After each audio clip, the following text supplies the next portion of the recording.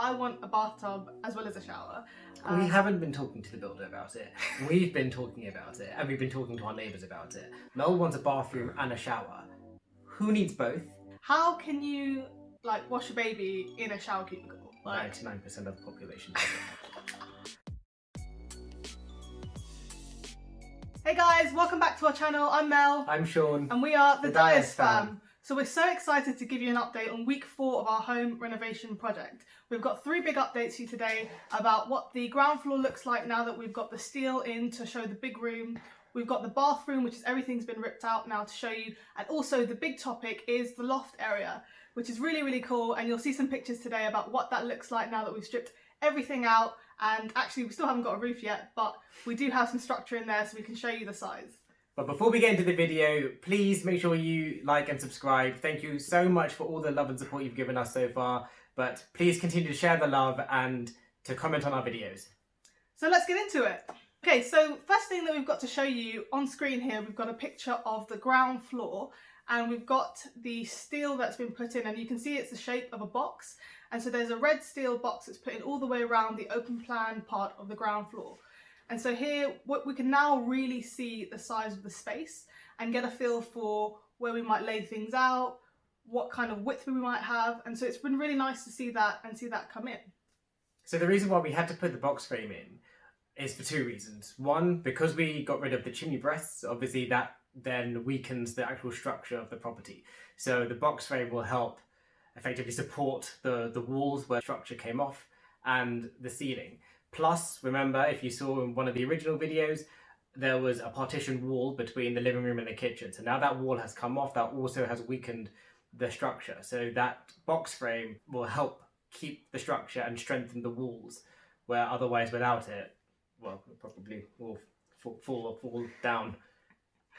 So the next thing that we wanted to show you was the bathroom. So if you remember, the bathroom was my worst place of the house. Like, it was literally the place that I couldn't wait to see it go. So we had a bit of mold on the bathroom, we had a door separating the toilet and the shower bit, which wasn't really my thing. Now we've been able to actually strip everything out. We took the wall down in between the toilet and the shower, and we can really, really see the space. So it's super cool to see it. And also we've been having conversations with our builder about what we do with it. You know, do we have a bathtub? Do we have a shower? It's a massive debate right now in our house because I want a bathtub as well as a shower. We haven't been talking to the builder about it. We've been talking about it, and we've been talking to our neighbours about it. Mel wants a bathroom and a shower. Who needs both? I'm just saying let's get a shower. Yeah, but we don't have kids, right? But at some point, God willing, we will. How can you wash a baby in a shower cubicle? 99% of the population does it. Anyway, I'm not keen. Comment on this video, please. Tell us what your preference would be. Am I right in saying let's have a shower? Or is Mel right in saying that actually we should be having a shower and a bathtub? Then let's decide. Fine. If you guys decide, I don't want to say this, but we'll take your advice. Anyway, so bathroom, do we want a bathtub? Do we want a shower? Obviously, we need to have a basin as well as a toilet. So we've got to fit everything in. It might be a bit tight. And then there's also a cupboard which just sits outside of the bathroom. And so we're thinking about whether we bring forward the door to kind of cover up the cupboard and we move the cupboard into the space. And so we'll just bring up something on screen here which can show you the kind of layout before and what we're proposing as the couple of options now. And so as you can see, we could get about 800 millimeters of space if we get that cupboard into the room.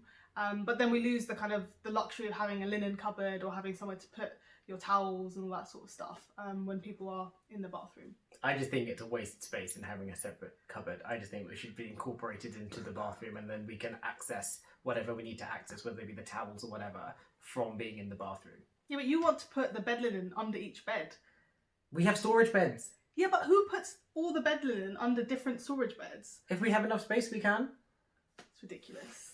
Anyway, it's ridiculous. We're not doing that. We're having a linen cupboard, guys. So the third thing we wanted to give you an update today on is the loft. And oh my God, you guys have to see these pictures, right? It's crazy to see it because it was literally, there was nothing there, a couple of weeks ago when we showed you the last pictures. And now we've finally got a bit of structure. There's some beams that have gone in and we can really see the size of the space. So I had another week this week where I managed to get Sean up onto the loft, and so we climbed the scaffolding with the builder. Don't worry, the builder was there. You know, we didn't wear hard hats, so don't do this at home. Sorry to my auntie who keeps shouting at me for not wearing a hard hat. She didn't shout at you, she shouted at me for not making you wear a hard hat. Doesn't matter what happens to me, as long as Mel's okay, it's fine. So we got up there and we had a look. It was really cool actually to see the size of the space. And so for months and months we had been looking at the layout, and actually let's just bring up the layout here on screen so you can see this was the original drawing that we had with the architect about how we do it. So what we really wanted was, obviously we wanted an ensuite, but we also wanted a walk-in wardrobe because, you know, pre-COVID I would get up maybe sometimes a bit earlier than Sean because I'd have to travel out of London for work, and so I'd want to be able to get ready and not disturb him while he's still sleeping and stuff, and we just wanted that space. So in this layout here you can see we've got the wardrobe separate to the bathroom, but it's all in its kind of enclosed area. So while we were looking at this layout, recently Sean and I were thinking, okay, you know, it would be really nice to have that extra space, but also, you know, it's maybe not the most practical thing to do with the space. So then I was talking to him about whether we have 2 rooms up in the loft rather than 1 room, because we really need an extra office now that we're both working from home all the time because of COVID. And so actually it would probably be a better use of the space to have a spare room which we can use not only as an office but also as maybe a guest room for when people come round. And then we were thinking, okay, we could probably squeeze 2 rooms in there. You know, I did my thing, I got my drawings out, and I think it was possible when we were doing the drawings. But I think the only thing is then when we actually saw the space and we saw kind of how the height was and how the width was, I think we realised actually it would be quite tight if we had 2 rooms up there.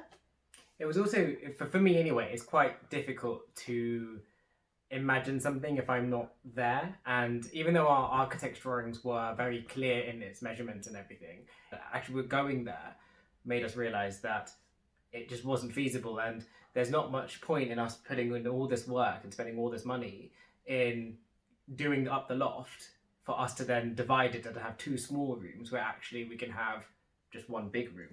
Yeah, and so when we looked at having 2 small rooms as an option, I think the way it measured out is like you'd literally have 50 centimetres either side of the bed because we have a king size bed, so that's pretty tight. You know, you couldn't really even have a bedside cabinet there, so it probably isn't worth it, to be honest with you. And so once the structure's up this week, we'll show you guys some more pictures next week of the size of the space. But we've kind of gone with we don't actually have to decide yet, but for the time being we said we'll keep it as 1 room. But we'll probably move the bathroom to the other side of the room, so if we decide to split it out later we can have that option. So then we were talking to the builder about what he needs for the next couple of weeks, and basically because he's just about to put the roof up, he needs to know what we want to do with the windows, especially on the windows that need to go on the roof. So we decided to take a trip out to Selco with the builder. Sean had no idea what a Selco was.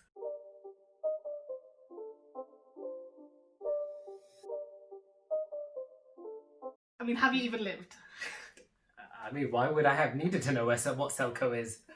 Anyway, so we went down to Selco. Obviously, we're not traders, but our builder is, so he took us with him and we had a look.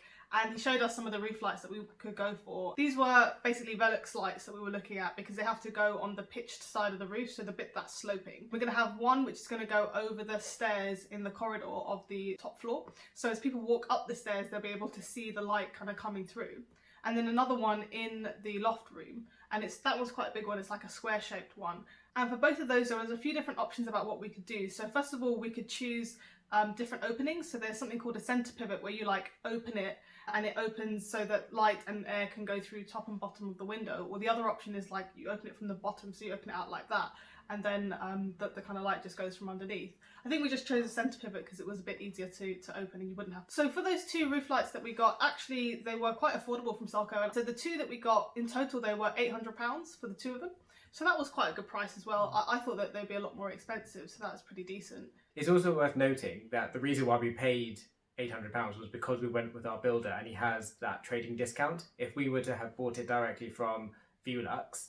Velux? Velux? How do you pronounce it? Velux. Or Velux? Or Velux? I don't know. I don't know. Velux, Velux. If you were to buy directly from the website, it would have been a little bit more. Can you guys tell us how to pronounce it, please?